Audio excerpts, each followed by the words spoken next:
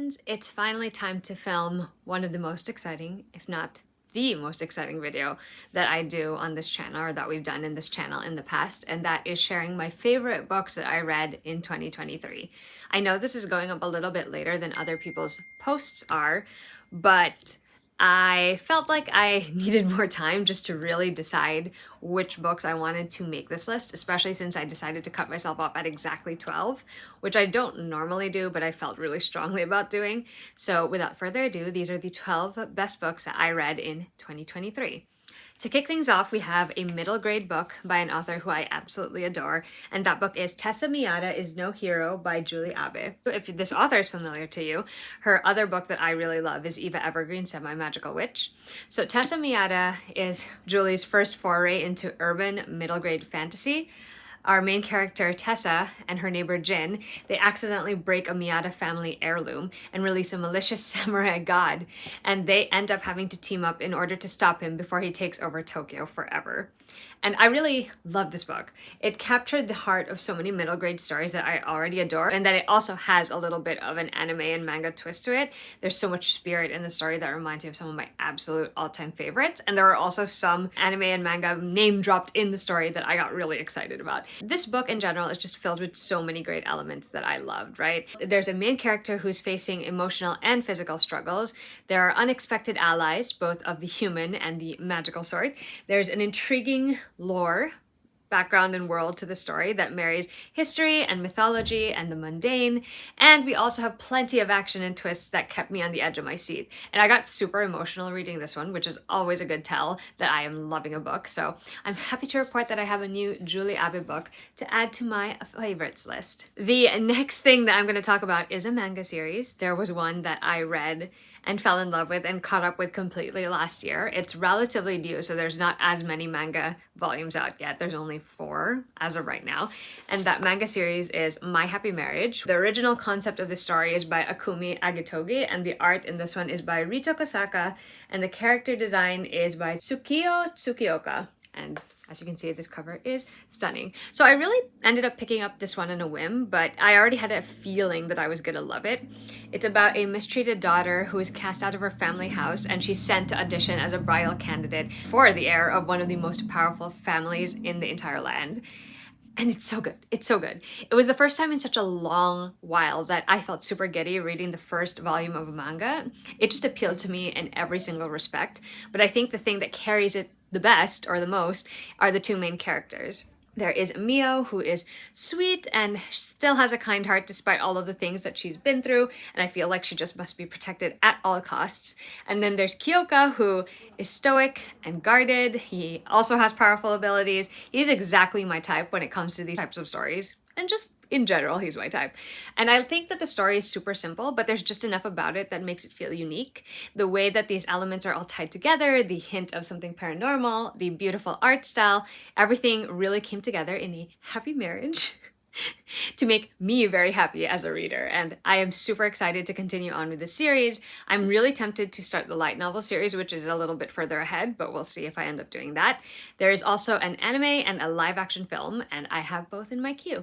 The next 2 books I'm going to talk about are actually by the same author, and I deliberated whether I wanted to include both books on this list or just one book on this list, and ultimately I ended up deciding that I absolutely had to put both because they are books that I loved in different ways. And the first of them is In the Weeds by B.K. Borison.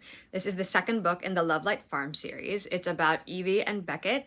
Their story really begins with a one-night stand. It continues on when Evelyn shows up at Love Light Farms, which is Beckett's place of employ, and he's also part owner of it, because she ends up judging it as a candidate in a competition she has. It would have ended there, but it continues on because Evelyn is now very jaded from her work, and she decides it might be an opportune time to return to the last time or last place where she felt truly happy, and that just so happens to be Inglewild, where Love Light Farms is. And so these 2 have a second chance at pursuing something that might make the both of them extremely happy. I had an inkling before I even started this one that I was really gonna love it.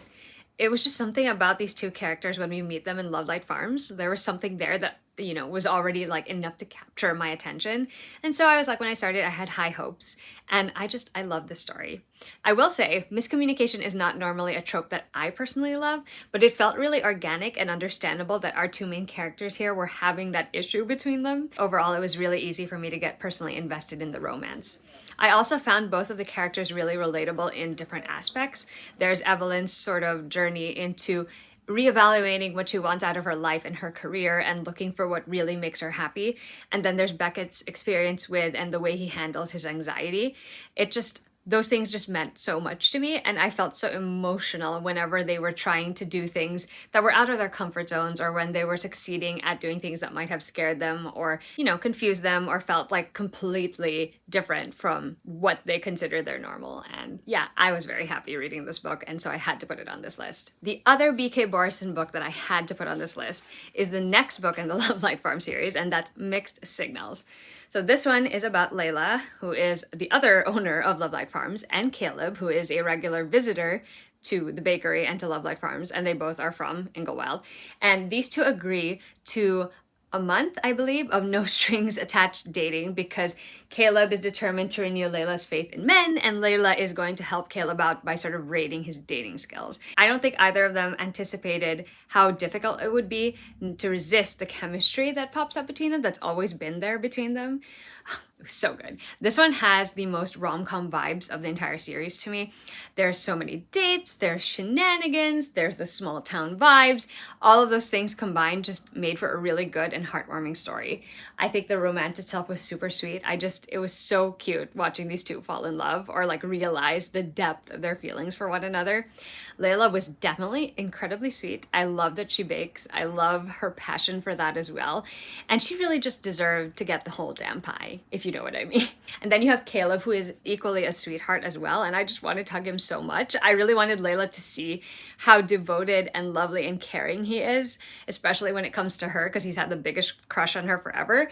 And so watching their romance blossom was everything. It was delightful, wonderful, 10 out of 10, hence why this book is on my list. The next book is funny because I actually read it for the first time in 2022, in December of 2022 to be specific, but I reread it in 2023 and I listened to it on audio this time, and it already hit me hard the first time. It hit me even harder the second time, if that were possible. The book is by an author who I have read other work from and enjoyed that as well, but this is in particular right now my favorite, and it is The Last Tale of the Flower Bride, which is by Roshni Chokshi. This is a sumptuous, very vivid, gothic fairy tale feeling story about a marriage that is unraveled by dark secrets, a friendship cursed to end in tragedy, and the dangers of believing in fairy tales, at least according to Goodreads. And I think that's a better way of describing it.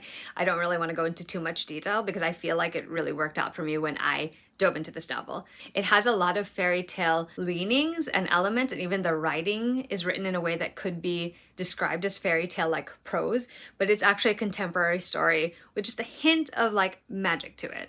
Magic in the mundane almost. It felt very personal in terms of the actual story and the experience of reading it because it touches on so many themes, but especially the themes of growing up and complicated, complex relationships, especially friendships. I love that there's like so much contradiction in this book. There's the whimsy and the horror, the light and the dark, imagination and fact. These stories that parallel each other that are portrayed side by side. This tale of Indigo and the bridegroom, the tale of Indigo and her childhood friend Azure. All of it just came together so sumptuously, so beautifully. The lyrical prose and the fanciful quotes fit the story's vibe so perfectly, and I love the words and the phrases and the structure that Chokshi chose in order to tell this story. It's just so stunning, so incredible, and I really, really enjoyed it. Next book is by an author whose work I've also read before, and I also really love it. And I wanted to include this one in particular because it's one of my new favorites from her. Not surprising, this entire universe in particular is probably my favorite from her. The book in question is Foul Lady Fortune, and it's by Chloe Gong. In this one, an ill-matched pair of spies, there's Rosalind and there's Orion, they have to fake a marriage in order to infiltrate an organization and sort of investigate a series of murders that are occurring around the 1930s in Shanghai. Chloe Gong has been one of my favorites since I read her debut novel, These Violent Delights, and her writing it really works for me. The style she uses, the pacing, the narrative, the character work, all of it really comes together well. I love that this one has such a fun setup. It's not as tragic. I mean, there is tragedy, but it's not quite as tragic in tone as These Violent Delights duology. This one has a little bit more of like spy vibes and a little bit more of comedy in it. It plays out in a very entertaining way, and I was definitely hooked from the start of this novel all the way till the end. I also fell in love with another ensemble cast of characters that Chloe's assembled for this story. She did a really good job fleshing them out and making them so likable and so lovable for me that I just had to like tuck them into the part of my heart where, you know, I could put all of Chloe's characters. They're definitely the highlight of this story because they amuse me, even when they angered me, and I was just rooting for them, every single one of them. The next book, I'm starting to see a trend here because the next book is also by an author who I have read other books from and really enjoyed, and this is probably tied for my favorite of hers, and the book is Yours Truly by Abby Jimenez. This one is about Brianna and Jacob. They work at the same hospital and they end up having a not so meet cute because Brianna finds out that Jacob is, you know, in the running for the same position that she's been gunning for on the hospital staff. Eventually, Jacob sends her a note, things get sorted out, and they go from just exchanging letters to becoming friends to maybe something more, and maybe making some life-altering decisions along the way. This is definitely another Abby Jimenez hit for me. I loved this romance so much. She just writes romances that feel like they're so true and so honest, and that they're happening between characters that I could really come to know in real life. That's such a gift. I feel like I could turn the corner or visit the hospital and find Brianna and Jacob and, you know, see them being all happy in love. I think all of their relationship development from their initial engagement with one another all the way through the growth of their friendship and their banter and the attraction, and then the obstacles they both have to face individually and as a couple. This is another one, by the way, that includes a miscommunication bit. You know, everything felt really organic to me, again, very real, and I was just rooting for them to figure everything out. It was so good, made me emotional by the end of it. Again, I have said this many a time, but this is a very good tell, or that is a very good tell, as to how much I am enjoying a book. The next book is by a new to me author. We finally moved on to that category. And I had a feeling I was gonna really enjoy it, but I honestly did not see this coming, where it was like an instant 5-star after I'd finished it, and that is The Very Secret Society of Irregular Witches by Sangu Mandana. I was so delighted by this book because it stars an isolated witch who ends up being hired to teach 3 young witches how to manage their magic, and inevitably she finds herself a found family along the way, and it's so heartwarming and so wonderful. And one of my favorite things about it is that it definitely has those cozy vibes. There's this house that feels like a charming place brimming with magic, and you know, there's a family living in that house, a found family that was forged through circumstances, and I felt really at home with everyone. I love this cast of characters so much. It was just impossible not to fall in love with every single one of them and to enjoy the relationships, whether it's familial or friendship or the romance, which was also sweet. I thought the story was pretty straightforward, but it hooked me immediately. There was just something about Sangu Mandana's writing that really reeled me in from the beginning. I laughed a lot, I teared up a lot, and I just finished this book feeling like my heart was filled to the brim with so much overflowing love and joy. So definitely one I highly recommend. Speaking of authors that I have read from before, okay, this one is like a combination because one author I have read from before, the other author I have not read anything yet from.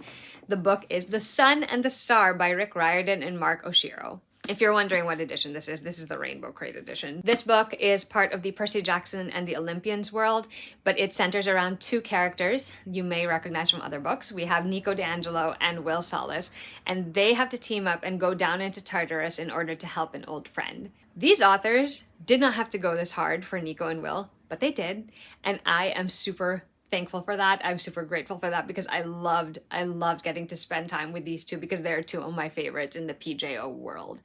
I loved it for the way that it, you know, gave us a deeper insight into who they are as individuals and the struggles they face and the strengths that they have, but also gave us more of their relationship and their history with one another. And we get to see them work through some obstacles and some emotions. And, you know, just watching these 2 individuals do that and to do it while also navigating Tartarus in order to help a friend, it was everything to me. Like it felt really special, and it gave me so many moments that had me I don't know, very on the edge of my seat with emotion. There were definitely parts that made me laugh and made me swoon and made me cry, and it was just so precious. It was such a precious, precious book to read, and I love it so much, and now just talking about it makes me want to reread it, to be honest with you, so I may just go and do that. Speaking of emotional books, the next one is by an author who I also had not read before 2023, and that is Kennedy Ryan. The book is Before I Let Go. This book centers the relationship between Yasmin and Josiah. Their marriage fell apart after a series of tragedies, a series of devastating life events, and they're currently successfully managing to co-parent their kids and also run the restaurant that they own. Will they be able to continue resisting the pull between them, or will they finally find their second chance at love? So I'd been meaning to try out this author for a very long time, and I finally picked up this book and I loved it. It blew me away. Kennedy Ryan's writing is excellent. I actually listened to this one on audiobook, and there's this cadence to the way she writes her stories that really comes across when someone's narrating it for you. And I really like that. I like getting to know Yasmin and Josiah, and I feel like we spent just enough time with them and the rest of the people in their lives to really feel like you're a part of their community as well, and to, understand their history and why they fell apart, and to also root for them to, work things out for themselves, work through stuff that they have to work through, and then inevitably maybe take another look at their relationship and work things out together. It was just such a raw, real reading experience. To be honest, I was just completely swept up into this story. It does tackle some difficult topics, so I do feel like people should look up what they are if they're sensitive to that, but it's a story that reached into my heart, tugged on those heartstrings, and just kept me on tenterhooks all the way till the end. And I cannot wait to read the next book, the companion novel in the series, which is coming out in March. The second to the last book is also written by a new-to-me author. Very excited because I adore her work. I have read 3 of the books in this series so far, and I'm hoping to read the last one this month as well. A Photo Finish, which is by Elsie Silver. Love this book. This is the second book in the Gold Rush Ranch series, and it is about Violet Eaton and Cole Harding. So these two end up forced into close proximity because Cole moves to Gold Rush Ranch to be closer to something he needs to do for work. And he and Violet actually have a past relationship, so they're gonna have to confront that past in order to hopefully be able to find their footing in the present and maybe have a possible future together. So even before I picked this one up, I had the inkling that I was probably gonna love it. It's part and parcel because I really enjoyed Violet as a character, but mostly because Cole is the older Harding brother, and if y'all know me, one of my favorite things is the older brother thing, and technically the fiance of Cole's younger brother is her best friend, so it is kind of similar to that. I wasn't wrong. I really love this book, and I don't think that's going to change. I think it's definitely going to stay my favorite of this particular series. Violet is a sweetheart, but she's also a spitfire, and I adored her for that. I love that she doesn't take any shit, but she's also willing to give the benefit of the doubt and get vulnerable when she has to. She's so driven and so determined to succeed at what she really wants to do, and I appreciated the way she was able to, reach out and show her care and concern for others. And then you have Cole, who is a bit of a tougher nut to crack because he's suffering from PTSD and he has some unresolved feelings, and he's trying to do or deal with them the way he knows best, which is not always the way that is best. And it was really just emotional for me to see him get vulnerable, to see him break down, and to, realize certain things about himself and the people around him and what he really wants out of life. And obviously, if you can't tell from the gushing, I really love their relationship dynamic. I think that it was fun to see the physical attraction, obviously, between these two, but it was also even better to just see how much they care for one another and want to be supportive of each other, their conversations, and the way they were able to show each other their vulnerabilities. I really, really liked that, and just watching them finally give in to the feelings that they have was so satisfying, and I just love this book so much. The last book that I'm going to mention in this video is Tomorrow and Tomorrow and Tomorrow by Gabrielle Zevin. This is about 2 friends who are often in love but never lovers. They come together as creative partners in the world of video games, and success brings them fame, joy, duplicity, and ultimately a kind of immortality, at least according to the Goodreads. And this book was one I picked up because of the cover, but I'm glad I read it because this was pretty much the kind of story that really is my cup of tea, because I really like the narrative style as well as the storytelling in it, especially, the unexpected parts that were added into this book.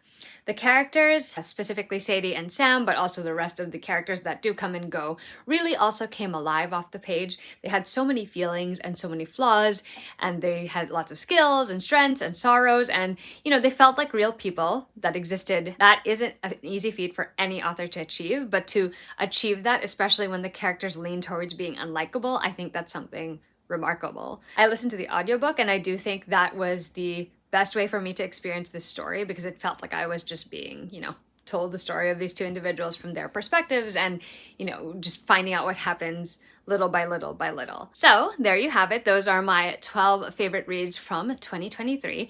If you want to see more of the books that I enjoyed, or books in series that I enjoyed, definitely check out my runners up and rereads video. I did a little one where I talked about other books that almost made the cut, didn't quite make it to my top 12, but I still really enjoyed them and would highly recommend. And that's the end of this video. If you stuck around, thank you so much. I hope you'll be sticking around for future videos, and that you will like and subscribe to the channel. You can find me online everywhere else. All the links are down below, and I will see you guys with a new video soon. Bye!